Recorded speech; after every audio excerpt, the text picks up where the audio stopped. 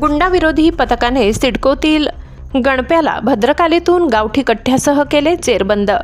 दिनांक 31/12/2025 रोजी गुंडाविरोधी पथकाचे सहाय्यक पोलीस निरीक्षक ज्ञानेश्वर मोहिते, पोलीस अंमलदार विजयकुमार सूर्यवंशी, प्रदीप ठाकरे, राजेश राठोड, अक्षय गांगुर्डे, गणेश भागवत असे 31 डिसेंबर 2025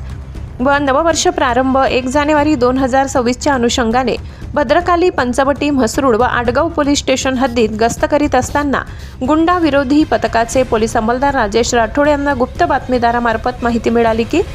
भद्रकाली जुने नाशिक येथे एक इसम गावठी कट्टा पिस्टल सोबत घेऊन फिरत आहे। त्यानुसार गुंडा विरोधी पथकातील अधिकारी व अंमलदार यांनी भद्रकाली जुने नाशिक व परिसरात सापळा लावला असता मिळालेल्या बातमीप्रमाणे दिनांक 1/1/2026 रोजी रात्री 12:20 पोलीस पथकाने हॉटेल जनसेवा, गुमशाबाबा दर्गा, भद्रकाली, जुने नाशिक येथे महेंद्र राजेश शिरसाट उर्फ गणप्या, वय 31 वर्ष,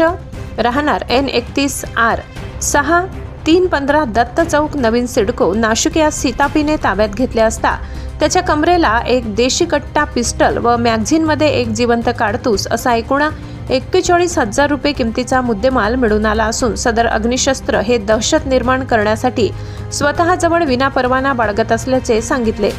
सदरचे एक देशी बनावटीचे कट्टा, एक जिवंत काडतूस हस्तगत करण्यात आले असून सदर इसमावर भारतीय हत्यार कायद्याप्रमाणे व माननीय पोलीस आयुक्त यांचे विनापरवाना अग्निशस्त्र बाळगण्याचे मनाई आदेशाचे उल्लंघन केले म्हणून पुढील कारवाईसाठी भद्रकाली पोलीस ठाण्याचे ताब्यात देऊन गुन्हा नोंद केलाय।